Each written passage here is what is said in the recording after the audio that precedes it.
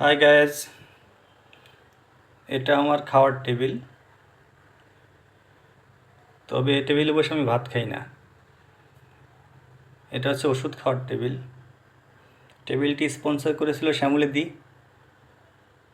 ধন্যবাদ তোকে টেবিলটি গিফট করার জন্য। এই টেবিল গিফট না করলে তুমি ওষুধ খেতেই পারতাম না রে। এইখানে হচ্ছে গমের ওষুধ। এই ডাক্তার হালাই এই গমের ওষুধ দেয় আমারে। আমি বলি যে আমি এমনি ঘুম খেতে রে, ছোটোবেলা থেকে পেট ভরে ঘুমাইছি, এখন ঘুমের টাইম পাই না।